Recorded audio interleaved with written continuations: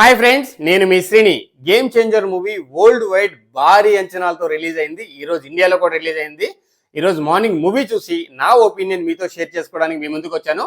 ముందుగా రామ్ చరణ్ యాక్టింగ్ గురించి మాట్లాడుకోవాలండి.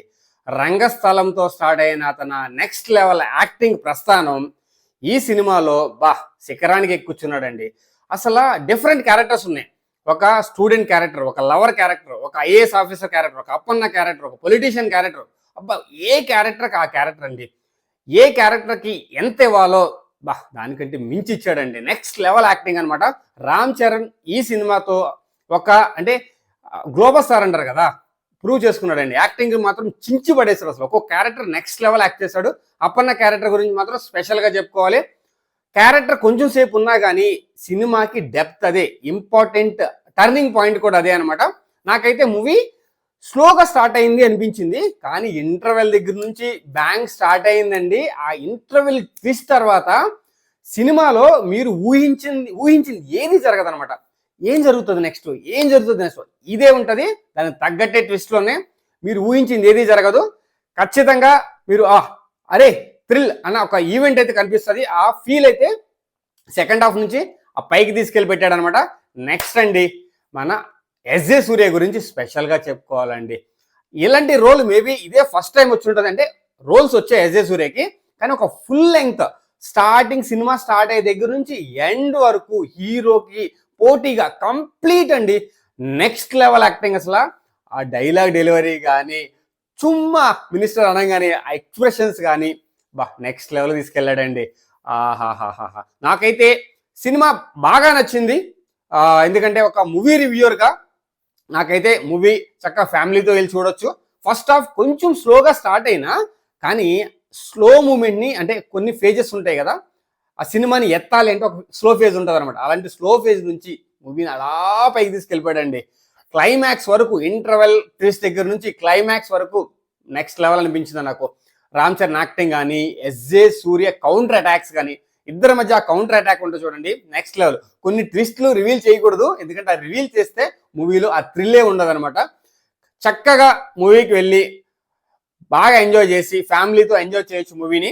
రామ్ చరణ్ యాక్టింగ్ మాత్రము నెక్స్ట్ లెవెల్ అండి. అసలు నేను దానికైతే హ్యాట్స్ ఆఫ్. ఒక్కొక్క క్యారెక్టర్, ఆ ప్రతి క్యారెక్టర్కి ఒక మంచి ఇంపార్టెన్స్ ఇచ్చాడండి. అసలు నాకు భలే అనిపించింది ప్రతి క్యారెక్టర్.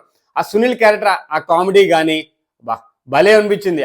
ఆ సునీల్ క్యారెక్టర్ కామెడీ తీసి లెఫ్ట్ సైడ్ నడుచుకుంటూ వెళ్తాడు కదా, ఆ కామెడీ సీన్స్ కానీ భలే అనిపించాయండి. అసలు ఈ సినిమా అనేది బాగా చూడొచ్చు. ఒక పొలిటికల్ డ్రామానే కాకుండా ఒక అంజలి క్యారెక్టర్ కూడా మంచి బాగా ఇచ్చాడండి. అంజలికి కూడా మంచి, అసలు అది ఎక్స్పెక్ట్ చేయరు మీరు, అలాంటి క్యారెక్టర్ ఉంది అంజలికి కూడా సినిమాలో. సో మీరు సినిమాని మిస్ అవ్వద్దు, ఎందుకంటే ప్రతి క్యారెక్టర్కి ఒక ఇంపార్టెన్స్. శ్రీకాంత్ క్యారెక్టర్ కానీ, అండ్ రాజీవ్ కనకాల క్యారెక్టర్స్ కానీ ఒక్కొక్క క్యారెక్టరైజేషన్ బాగా చేశాడు. అండ్ వాళ్ళకిచ్చిన ఆ కంటెంట్ కానీ ఎంత డెప్త్ అయితే ఉంటుందో ఆ మూవీకి అంతవరకు వాళ్ళు చాలా బాగా యాక్ట్ చేశారు. సినిమా ఓవరాల్ నాకు చాలా బాగా నచ్చిందండి. సెకండ్ హాఫ్ అయితే మాత్రం నెక్స్ట్ లెవెల్. ఫస్ట్ హాఫ్లో కొంచెం ఇనీషియల్ థ్రిల్ మిస్ అయినా కానీ అక్కడ నుంచి నెక్స్ట్ లెవెల్ తీసుకెళ్ళాడు మూవీని. ఎండ్ మాత్రం ఎక్స్ట్రాడినరీ అండి. క్లైమాక్స్ మాత్రం మిస్ అవ్వద్దు. ప్రతి క్లైమాక్సే కాదు, ప్రతి సీన్లో ట్విస్ట్ ఉందండి మూవీలో. మీరు ఫస్ట్ హాఫ్ అరే సినిమా స్లోగా స్టార్ట్ అయింది అనుకుంటారు, కానీ తర్వాత మీరు అనుకుంటారు నెక్స్ట్ లెవెల్, అస్సలది ముందుంది ముసల పండగ అంటారు కదా, అలా ముందుంది అస్సలది అన్నట్టు నెక్స్ట్ లెవెల్ తీసుకెళ్ళాడు సినిమాని. మిస్ అవ్వద్దు.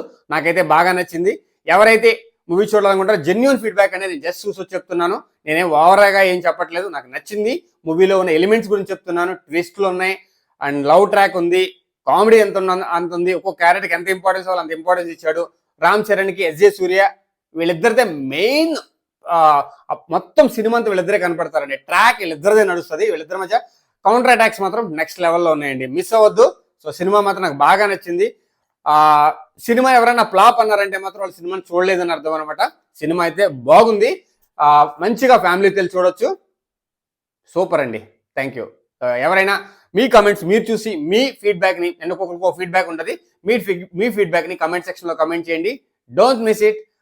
ఎంజాయ్ సంక్రాంతిని మంచి ఓపెనింగ్తో స్టార్ట్ చేయండి. Good movie, watch and enjoy with family. Thank you. Srini, జై హింద్, సైనింగ్ ఆఫ్.